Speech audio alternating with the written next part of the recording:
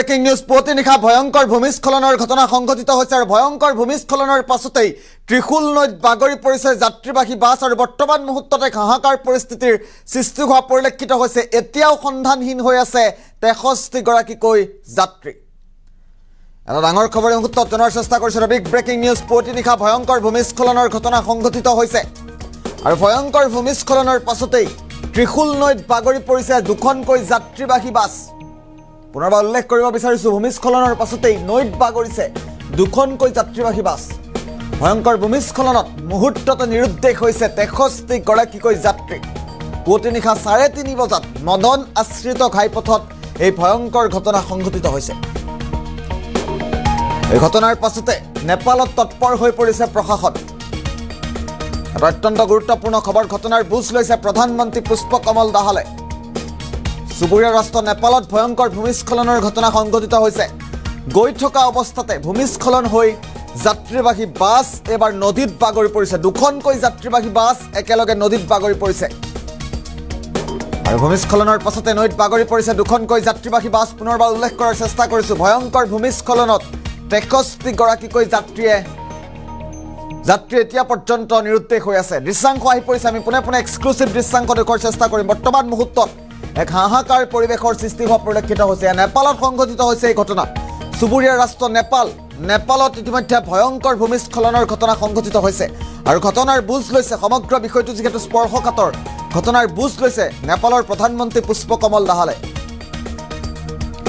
নিশাৰ ভাগৰ দৃশ্যাংশ দেখুৱাইছোঁ দিনৰ সমান্তৰালভাৱে। আজি পুৱতি নিশা ভয়ংকৰ ঘটনা সংঘটিত হৈছে।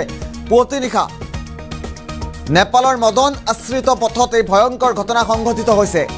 পথেৰে গৈ থকা অৱস্থাতেই দুখনকৈ যাত্ৰীবাহী বাছ ত্ৰিশুল নৈত বাগৰি পৰিছে আৰু এতিয়া সন্ধানহীন হৈ আছে 63 গৰাকীকৈ যাত্ৰী। দুয়োখন বাছ মিলাই 63 গৰাকীকৈ যাত্ৰী আছিল আৰু এই 63 গৰাকী যাত্ৰীক বিচাৰি এতিয়া বৰ্তমানে উদ্ধাৰ অভিযান চলাই আছে প্ৰশাসনে। আৰু ঘটনাক লৈ স্পৰ্শকাতৰ এই বিষয়টোক লৈ উদ্বেগ প্ৰকাশ কৰিছে নেপালৰ প্ৰধানমন্ত্ৰী পুষ্পকমল দাহালে। পুৱতি নিশা 3:30 বজাত এই ভয়ংকৰ ঘটনা সংঘটিত হৈছে।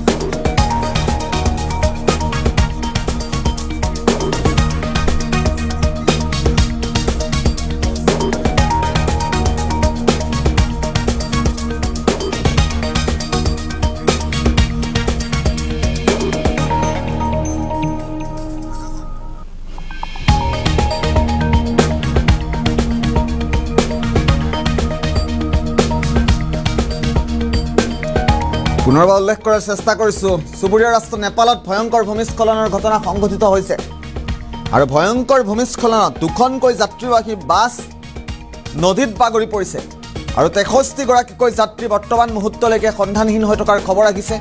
আৰু পুৱতি নিশা 3:30 বজাত এই ভয়ংকৰ ভূমিস্খলনৰ ঘটনা সংঘটিত হৈছে। ৰাজপথেৰে গৈ থাকোঁতেই দুখনকৈ যাত্ৰীবাহী বাছ ত্ৰিশুল নৈত বাগৰি পৰিছে।